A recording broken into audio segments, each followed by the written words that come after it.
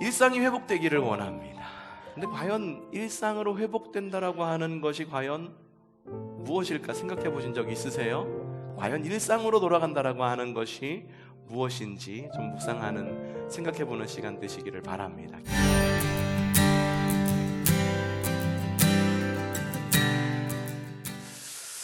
옛날 중국 드라마 가운데에 판관 포청천이라고 하는 드라마가 있었습니다. 기억하실까 모르겠어요. 얼굴 시커멓게 분장하고 여기 달 모양 있어가지고 유명한 대사가 있었죠. 뭔지 기억나세요?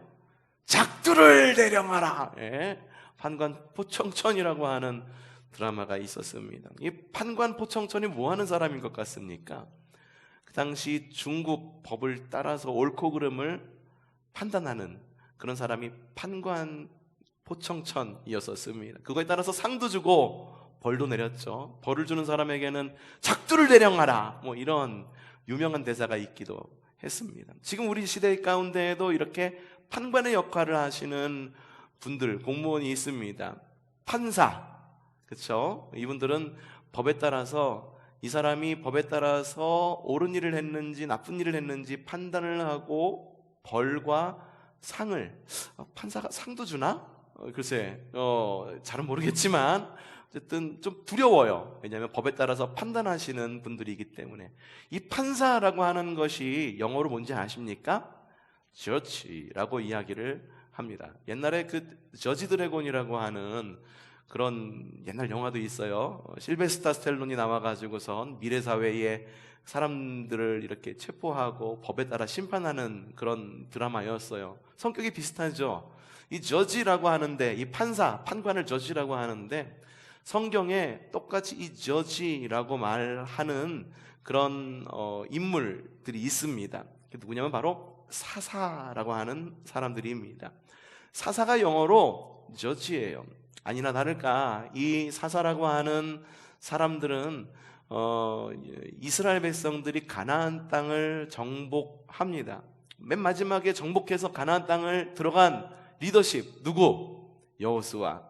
여호수아 때부터 해가지고 여호수아의 뒤를 이어서 이스라엘의 첫 왕인 사울이 세워지기 전까지 이스라엘을 통치하고, 그리고 하나님의 법에 따라서 어느 길이 옳은 길인지를 판단하는 사람들이 바로 저지, 바로 사사였었습니다. 대표적인 인물 누가 있었을까요?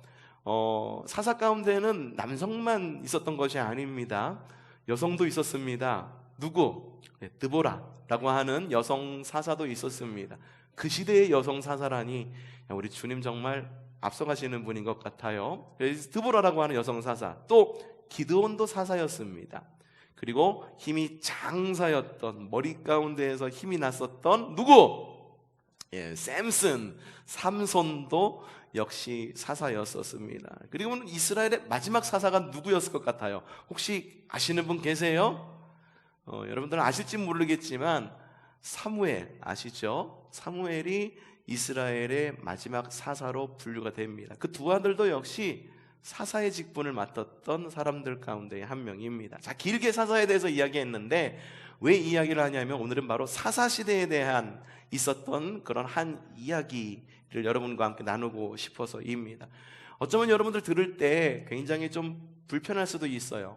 좀 상식적이지 않은 일들이 좀 많이 내포되어 있습니다. 사실 처음부터 끝까지 상식적이지가 않아요. 그래서 왜 이 성경 이야기들 가운데 하필이면 이런 말씀일까 생각하기도 하겠지만, 사실 이 이야기는 우리가 불편하지만 꼭 귀를 기울여야 되는 그런 이야기입니다.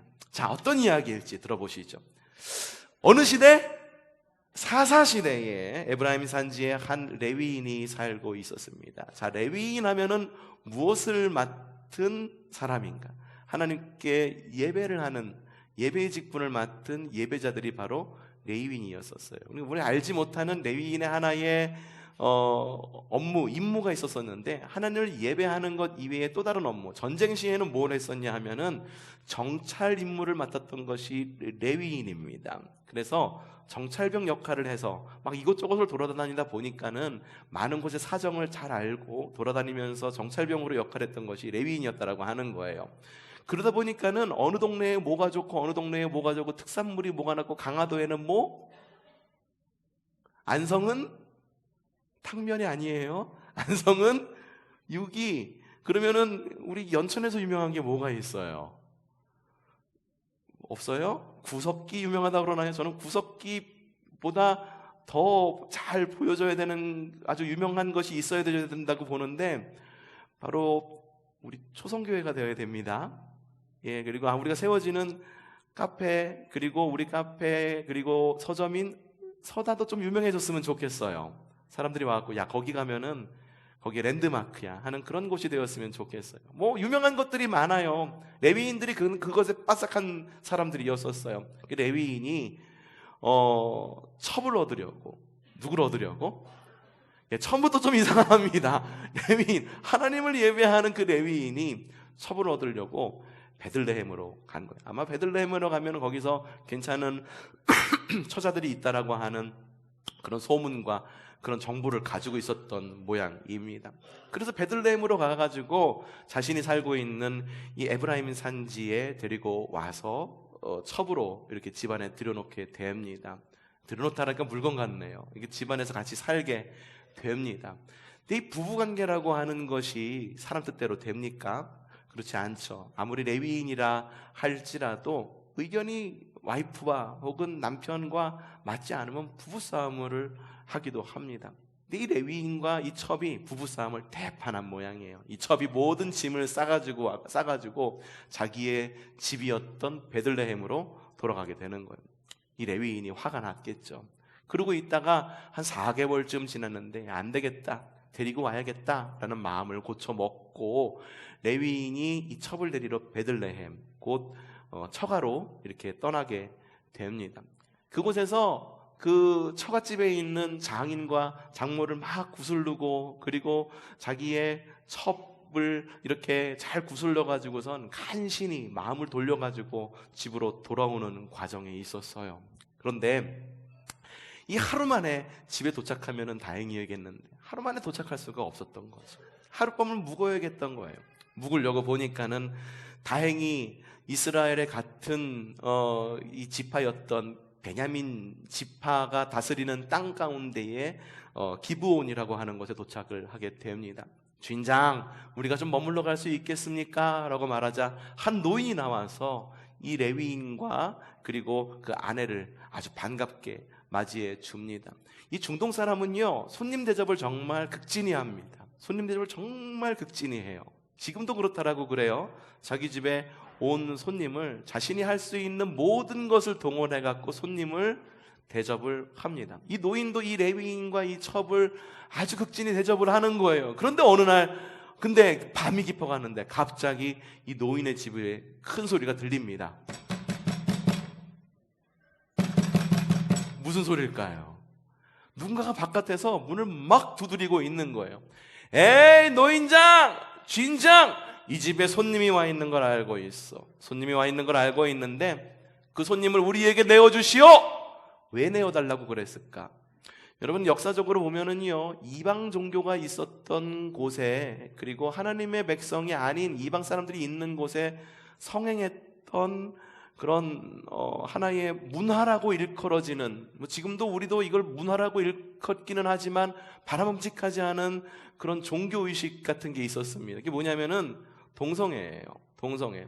그래서 아브라함이 그의 조카 롯을 구하기 위해 소돔 성회로 들어갔을 때 이게 사람들이 들어가서 롯이 있었을 때에 이게 하나님의 사자가 와가지고 그 집을 방문하니까 소돔과 고모라 사람들이 막 다가와가지고 이 사람 내놔라 그러잖아요. 근데 우리가 그와 관계해야겠다.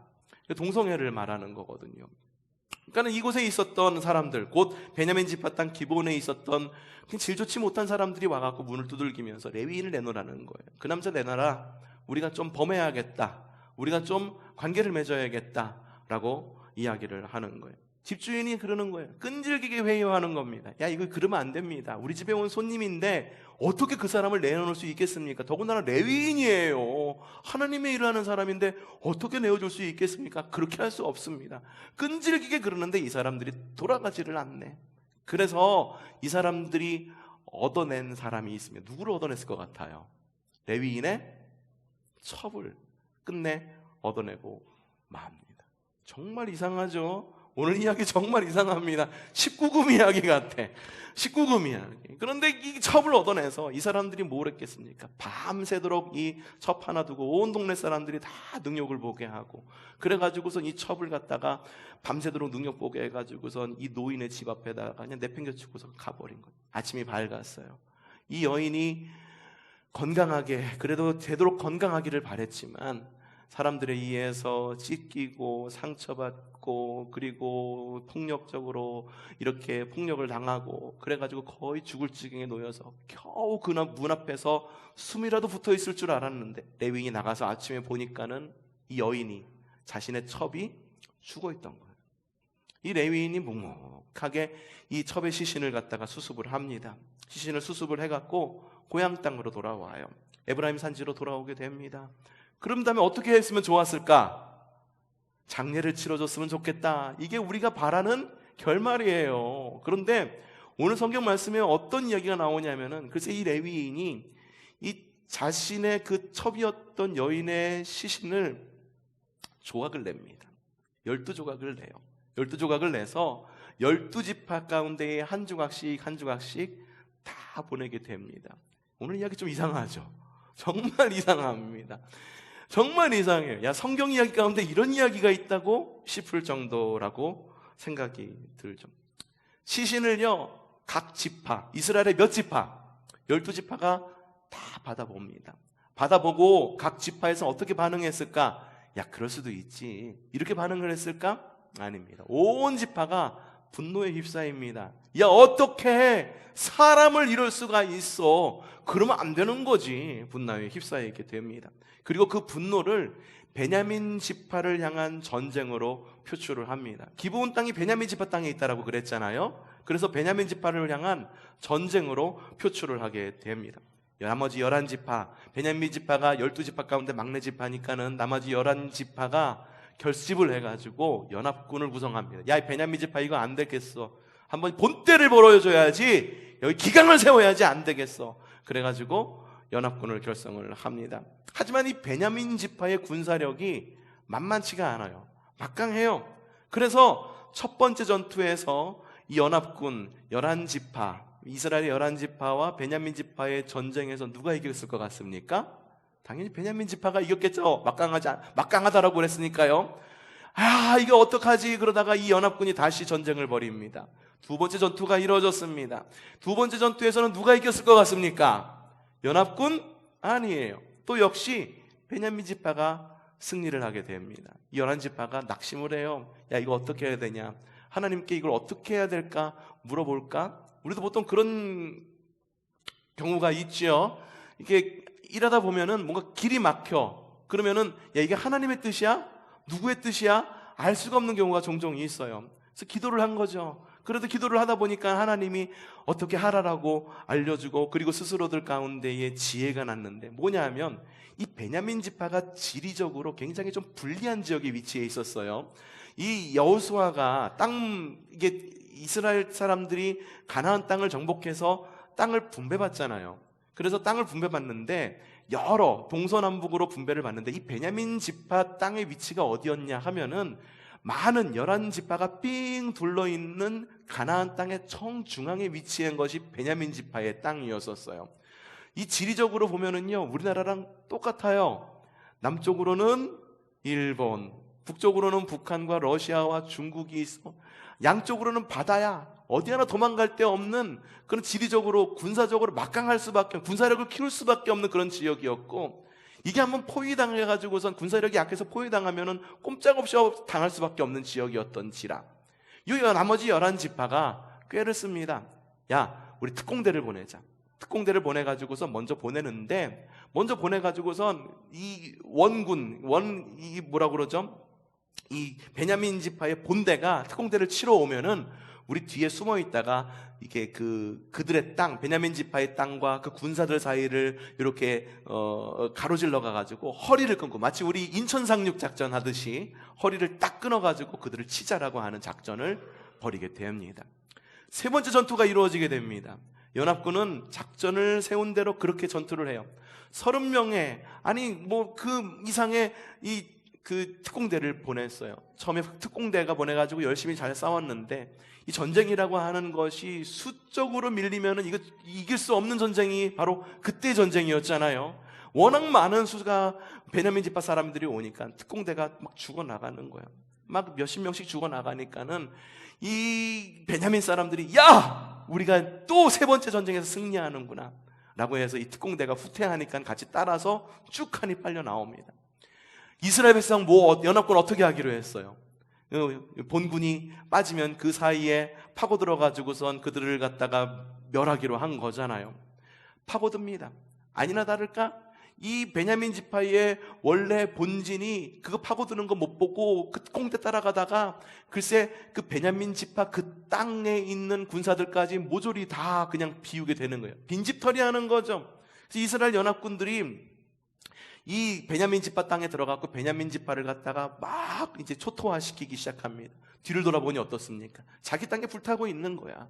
그래서 다시 가서 그 땅을 구하자니, 그리고 구하자니 뒤에서 다시 원군 다시 이렇게 다시 보충된 보충병들과 합력한 특공대들이 자신을 공격해오고, 뒤에서는 이 연합군들의 본진이 버티고 있고 샌드위치가 되어버렸어요. 그래서 결국은 누가 이겼을까? 이번에는 연합군이 이깁니다. 연합군이 이겼어요. 근데 연합군이 2번을 졌잖아요. 약이 바싹 올랐던 거예요. 그래가지고선 어떻게 했냐면 승리의 도취가 돼가지고 글쎄 그냥 그 군인들만 상대해갖고 전쟁하면은 그냥 전쟁이 그냥 그렇게 마무리됐을 텐데, 승리에 도취하고 이 피냄새에 그냥 미쳐가지고 그 군대들을 이끌고 어디로 들어갔을까? 베냐민 땅으로 다 들어간 거예요. 오늘 말씀에 그 말씀이에요. 오늘 말씀이 그 말씀이에요. 그래서 이 베냐민 지파의 군사들이 다 도망가갖고 600명밖에 안 남아서 광야로 도망을 가고, 빈집이었던 그 베냐민 지파 땅에 이스라엘 연합군이 들어가갖고 거기를 갖다가 완전히 초토화를 시킵니다. 여인, 아기, 가축들 모든 것들을 갖다가 학살합니다.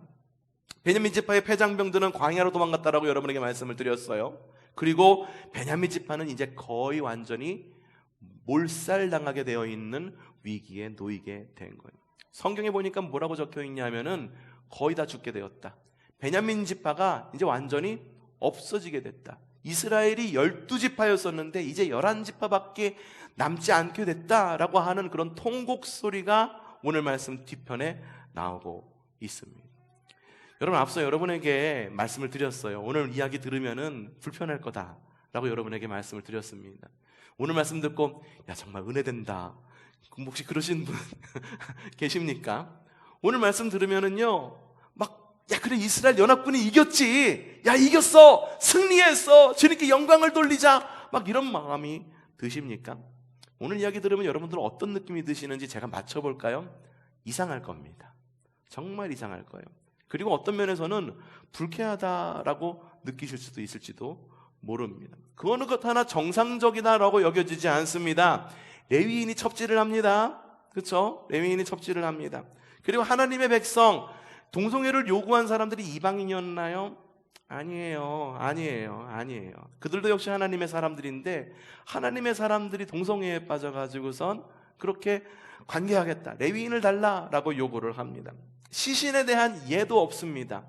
아주 그냥 불쌍한 이 여인을 그냥 잘 이렇게 장례를 치러주면 모르겠는데, 그걸 또 레위인은 집으로 돌아가고선 조각을 내서 다 각 지파한테 이렇게 전달을 합니다. 동족 상잔의 비극이 일어납니다. 남입니까? 아니, 형제예요.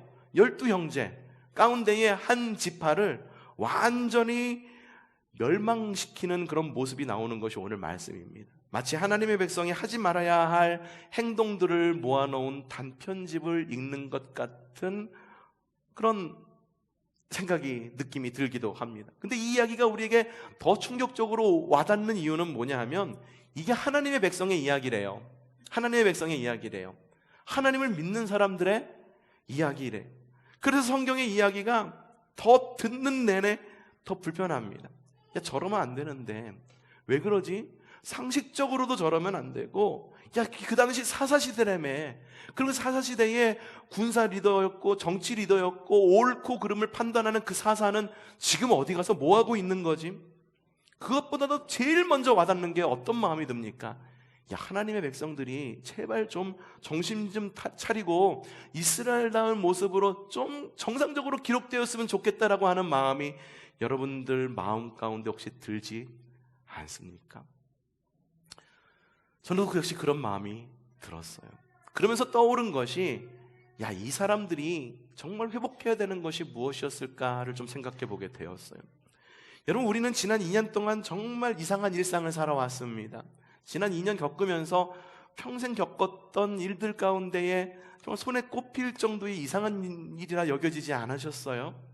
그쵸? 저는 너무 이상한 2년을 보내왔습니다. 그래서 모든 이들이 일상의 회복을 원합니다. 어떤 회복을 원합니까? 자, 모임 좀 자유롭게 모였으면 좋겠다. 그래도 지금은 자유롭게 모입니다. 모임도 자유롭게 모이고, 예배 우리도 역시 온라인으로만 막 드리라고 그랬었는데 그래도 모임이 자유롭고 그렇습니다. 그러다 보니까는 막 또 코로나가 막 번져가지고 저도 고생했어요. 야, 걸리고 나니까는 이게 힘든 거구나 라는 것을 느낄 수가 있겠더라고요. 그럼에도 불구하고 일상으로 좀 돌아왔으면 좋겠어요. 마스크도 좀 벗고 좀 찬양했으면 좋겠고, 아까 막 찬양 인도를 하는데 여러분의 목소리가 들리긴 하는데 이분들이 부르고 있는 건가 안 부르고 있는 건가, 나 혼자만 부르고 있는 건가 참 외롭게 느껴지기도 하더라고요. 입 모양이 안 보이니까, 이분들이 웃고 있는 건가, 눈 모양만 보이니까, 눈이 웃지 않으면은 입만 웃으면 이게 웃는 건가 웃지 않는 건가 알 수가 없는 거예요. 많은 사람들이 일상으로 회복으로 돌아가기를 원합니다. 그렇다고 말한다면, 모든 사람이 일상으로 돌아가기를 원한다고 한다면, 우리가 가지고 있는 하나의 정체성, 바로 그리스도인이라고 하는 이 정체성 안에서 우리는 어떤 일상이 회복되기를 원하십니까? 여러분이 그리스도인으로서 어떠한 일상이 회복되기를 원하십니까? 어떻게 원하세요? 바랄 것 없으세요? 전 좀 기도하고 싶은 것들이 좀 몇 가지가 있어요.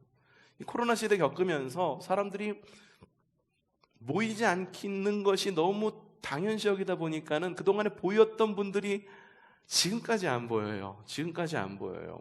안 모이다 보니까는 편하거든. 그리고 안 모이는 것이 지금이 어느 시대인데 라고 말하면서 안 모이기가 자꾸 이렇게 너무 당연하게 되어다 보니까는 저는 내심 그런 마음이 들어요. 어떤 경우에는 좀 얄밉다. 이게 얄밉다라는 생각이 들 정도로, 이러면 안 되는데 라는 생각이 좀 들기도 합니다. 오늘 성경 이야기 들어보니까 어떻습니까? 이 사람들도 좀 일상을 회복해야 되는데, 그럼 어떤 일상을 회복하는 것이 이들의 올바른 정체성 안에서의 일상의 회복일까? 좀 생각해 보셨습니까? 오늘의 성경 이야기 읽으면서 마음이 많이 불편하셨죠? 왜 이런 일이 일어났을까? 성경은요, 이미 사사기 많은 곳에서 왜 이런 일이 일어났는지에 대해서 이미 답을 내놓고 있어요. 그리고 사사기가 총 21장으로 기록이 되어 있는데 21장 제일 마지막 절에 왜 이러한 일이 일어났는지, 사사시대에 왜 하나님의 백성이 이렇게 해야 되지 하면은 안 될 이런 일들이 일어났는지를 사사기 21장 제일 마지막 절에 기록해 놓고 있습니다. 좀 읽어볼까요? 사사기 21장 25절 읽어봅시다. 시작!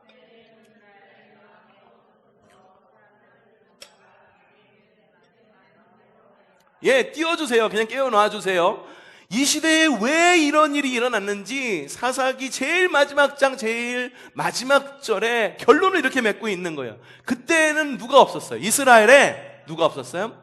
왕이 없었으므로 사람들은 저마다 누구의 뜻대로 자기의 뜻에 맞는 대로 하였다라고 기록이 되고 있어요. 이 말씀은요, 두 가지로 해석할 수가 있죠. 첫 번째로는 정말 역사적으로 왕이 없는 시대였을 수도 있습니다. 실제로 왕이 없었어요. 이 사사시대를 겪으면서 이스라엘 사람들이 주위 나라로부터 부러워하는 것이 뭐였냐면은 주변 나라들이 왕정시대로 넘어가고 있었거든요. 그리고 이 당시에 청동기 시대에서 왕권이 강화되면서 그 왕이 철기 문화를 바탕으로 해서 강력한 군사력을 갖고 왕권이 더 강력해졌어요.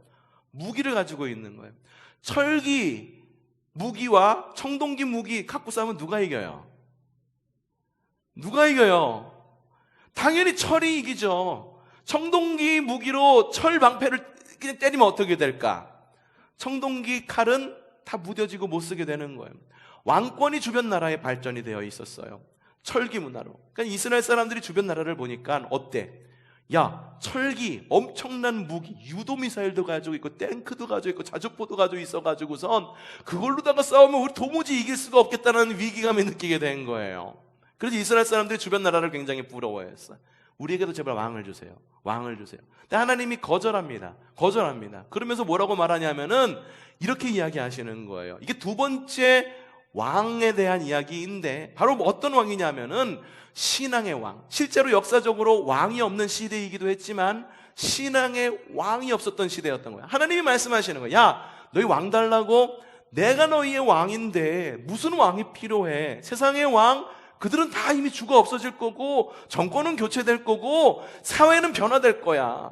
내가 너희의 왕인데 무슨 왕이 필요하니? 대신 너희에게 사사가 있잖아. 사사를 통하여 너희에게 군사력과 정치력 이런 것을 갖다가 지혜를 줄 테니까 그들을 따라라 라고 이야기를 합니다. 사람들이 주님의 말을 들었을까? 에이, 주님 무슨 말씀이세요? 시대가 어느 때인데 한 방이면 끝나는 시대잖아요. 그런데 우리에게 왕이 없어요. 하나님이 왕이시다고요. 에이, 그러면 와가지고 다른 나라 왕들을 좀 무찌를 수 있게끔 우리에게 철기도 주시고요, 그런 문화도 주시고 주님께서 오셔가지고선 제발 우리를 좀 다스려 주세요 라고 이야기를 하는 거예요. 진짜 왕이 없었다라고 얘기하는 거죠.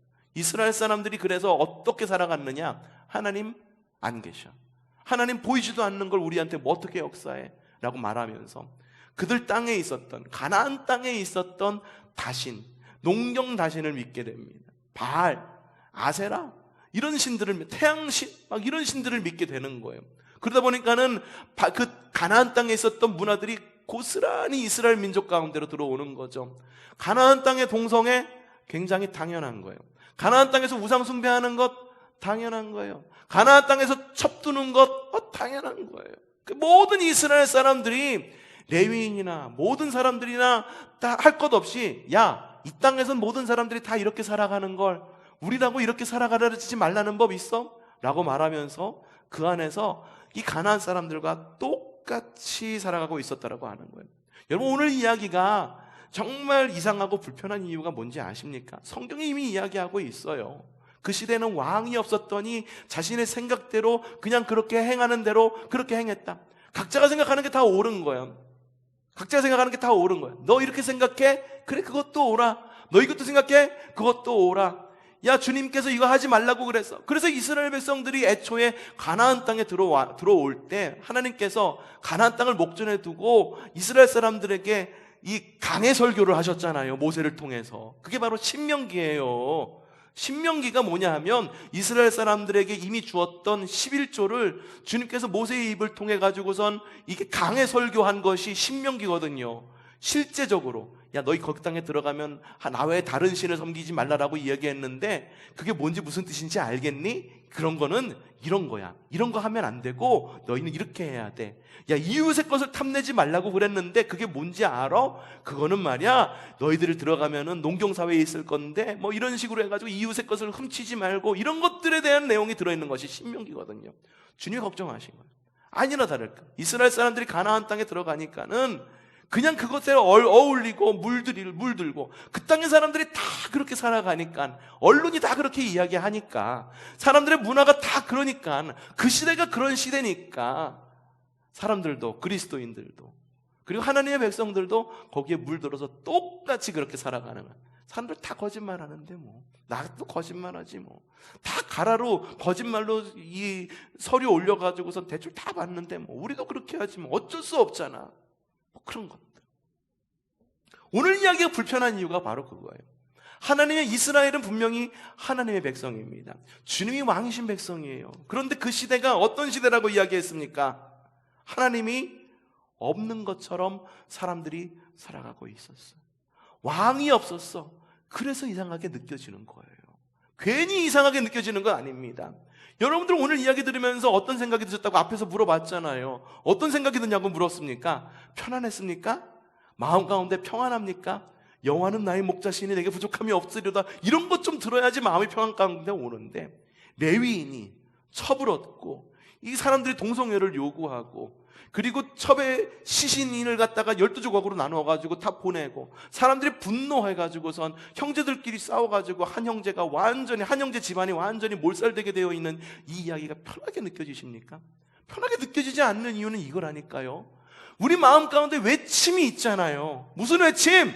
그리스도인이야, 하나님의 백성이야. 그러면 당연히 이렇게 살아가야 되는데 왜 이 사람들은 하나님의 뜻에 따라 살아가지 않고 이상하게 살아가고 있는 걸까? 제발 좀 주님께로 돌아와, 나에게 돌아와, 막 이런 이야기가, 이런 노래를 좀 부르고 싶으면서 제발 하나님께로 돌아오기를 바라는 거죠.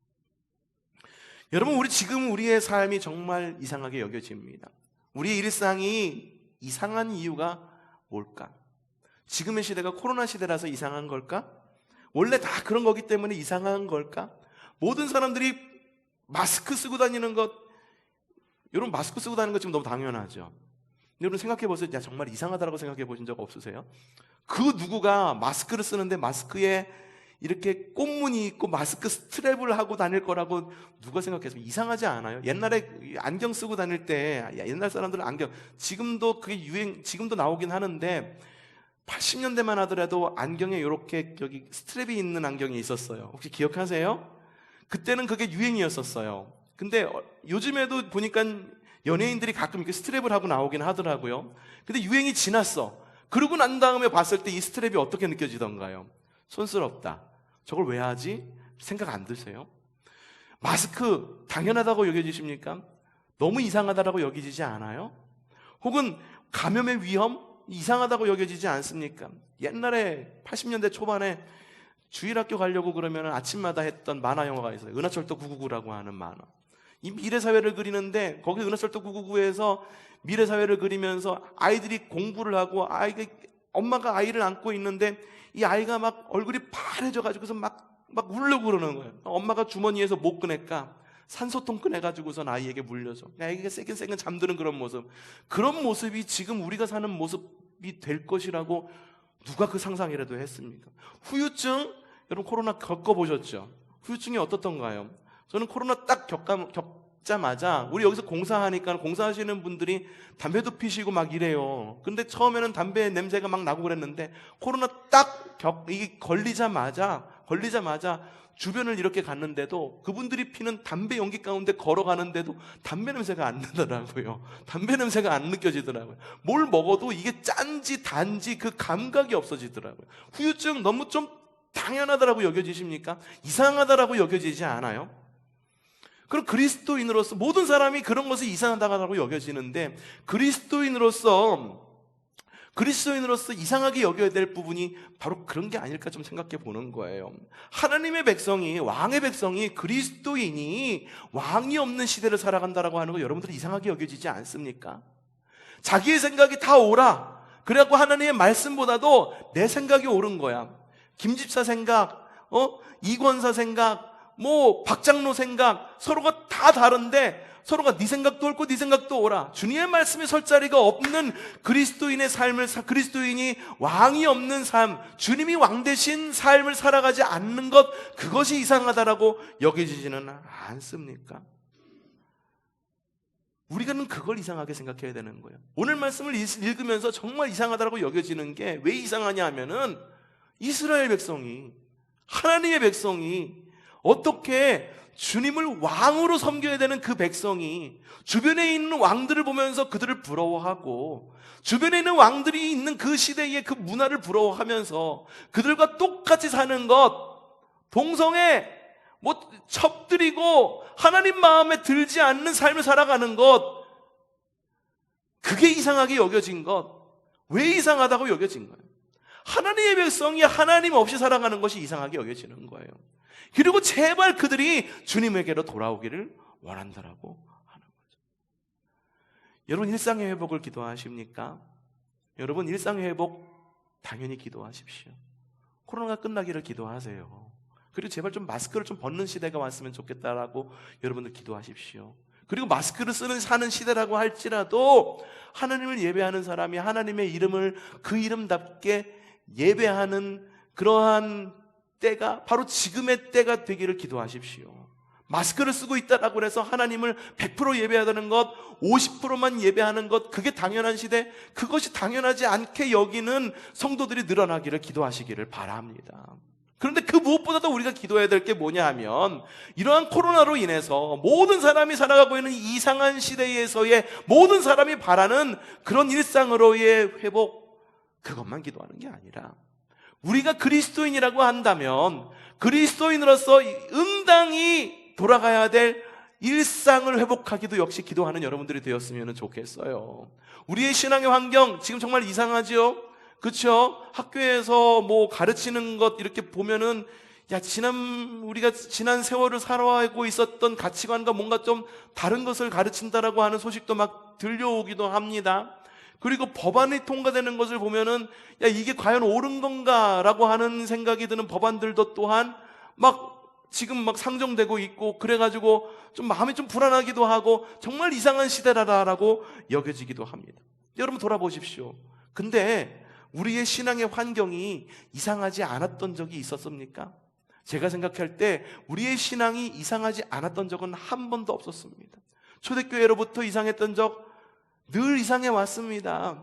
중세시대를 겪으면서 교회가 정치하고 결탁을 해가지고선, 가톨릭과 정치가 결탁을 해가지고선 교회가 부패하고, 그리고 이 면죄부 판매하고, 면죄부 돈 주고 사면은 이 죄가 사해진대. 정말 이상한 때죠. 산업시대를 지나면서 많은 아이들과 여성들과 사람들이 노동력을 막 착취당하고 그러고 있었을 때 교회가 침묵하고 있었던 것, 아니면은 독재 정권이 있었을 때에, 아니면은 많은 그런 역사적으로 교회가 나서서 소리를 내야 됐을 때에 교회가 침묵하고 있었다는 거, 하나님이 침묵하고 있는 것처럼 보였던 그 시대, 한 번도 우리의 삶 가운데 우리의 신앙의 환경이 이상하지 않았던 적은 없었습니다. 바로 그럴 때에 우리가 이 이상함을 극복할 수 있었던 힘이 있었어요. 요즘엔 그게 좀 많이 없어진 것 같아요. 코로나 시대 겪으면서 그게 많이 없어진 것 같아. 우리가 기도할 때 무엇을 외치고 기도했었어요? 주여 외치고 있었던 바로 그 목소리와 기도, 그것이 우리를 살렸었던 거예요. 주여라고 외치는 게 무슨 의미입니까? 그냥 여러분들 기도하기 편하라고 크게 외치는 겁니까? 그게 아니에요. 주님이 바로 나의 주인이심을 외치는 게 바로 주여라고 하는 외침인 거예요. 그 주님이 왕이 되십니다. 나의 기도를 주관하여 주시옵소서라고 외치는 것이 바로 그 주여였었어요. 바로 주여라고 크게 외치는 바로 그 기도가 그 이상한 시대를 버티게 해줬던 힘이었고요. 그리고 신앙의 열정, 바른 삶의 바른 자세, 그것이 바로 왕의 백성으로서의 바른 삶을 이끄는, 이상한 시대에 이상하게 살아가지 않을 하나님의 백성으로서의 길이 바로 그곳 가운데 있었다라고 하는 거예요. 여러분, 이스라엘 백성은요, 왕의 백성으로서의 일상으로 돌아가야 합니다. 우리가 그리스도인이라고 말한다면요, 그리스도인다운 일상으로 돌아가야 되는 거예요. 세상이 이러니까 마스크 벗는 일상, 물론 그것을 위해서도 중요합니다. 마스크를 벗는 자유로운 일상, 그것도 역시 중요합니다. 그것을 위해 기도하세요. 하지만 우리가 기도해야 될 더 근본적인 일상의 회복은 뭐냐 하면은, 그리스도인이라고 한다면 주님이 왕이 되시는 일상, 나의 작은 일 가운데에서도, 나의 작은 소득 가운데에서도, 나의 작은 여러 가지 일들 가운데에서도 정말 나의 삶의 왕이 누구인지를 기억하는 그리스도인다운 그리스도의 기본적인 일상, 그것을 위해서도 기도하는 여러분들 되시기를 바랍니다. 그리스도인다운 일상 회복되기를 기도하시기를 바랍니다. 핑계가 없는 그리스도인이 되시기를 바랍니다. 세상이 정말 이상합니다. 오늘 말씀 가운데 나와 있는 이야기가 이상한 것처럼 지금의 세상도 정말 이상하게 돌아가고 있습니다. 세상이 이상하더라도 이상하지 않는 그리스도인의 일상으로 살아가는 여러분들 되시기를 바랍니다. 돌아가는데 여러분들에게 부탁드리고 싶은 것이 있습니다. 일상의 회복, 여러분들 그거는요, 과거의 일상으로 돌아가자는 일상의 회복이 아닙니다. 여러분, 과거의 일상으로 지금 과연 돌아갈 수 있을까라고 하는 회의론자들이 굉장히 많이 늘고 있어요. 마스크를 과연 벗을 수 있을까? 지금 보니까는 또 저기 인도에서는 새로운 바이러스가 발견이 돼가지고 치사율이 80%라면서요. 두창 이런 것들, 바이러스들이 발생이 되고, 과연 우리가 마스크를 벗을 날이 올 수 있을까? 그러면은 우리가 마스크를 벗을 날이 과연 우리 가운데에 소원이 요한 그런 어떤 그런 거라고 한다면 과연 우리의 일상은 어떻게 회복해야 될까? 우리의 일상은요, 과거로의 회기로의 일상이 아니라 미래로 나아가는 일상을 회복이 되어야 된다고 하는 거예요. 비록 지금 이러한 제한된 환경 가운데에, 그리고 이상한 환경 가운데 우리가 있는다 할지라도 주님께서 주신 바로 그 지혜로 그리스도인 다움을 잃지 않는 일상으로의 회복.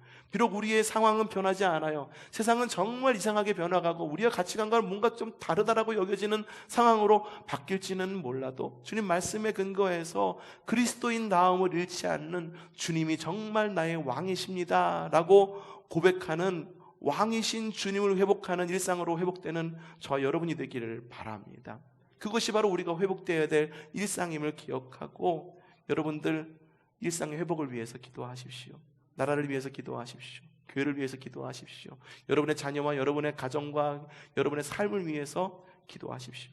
하지만 과거로 돌아갈 것을 기도하지 마시고, 하나님, 앞으로 내가 가야 할 방향을 알려주십시오. 이 가야 할 길 가운데에 주님이 꼭 나의 삶에 계셨으면 좋겠어요. 주님이 나의 삶의 왕이 되시기를 원합니다. 주님, 내가 기도할 때 주여라고 외치는 것처럼 하나님, 그 주님이 정말 나의 삶의 왕이 되어가지고 다른 모든 것이 변할지라도 주님만이 나의 왕이시다라는 것만은 변하지 않는 믿음의 삶이 되게 하여 주시옵소서. 그렇게 일상의 회복을 위해 기도하는 저와 여러분이 되기를 주님의 이름으로 축복합니다.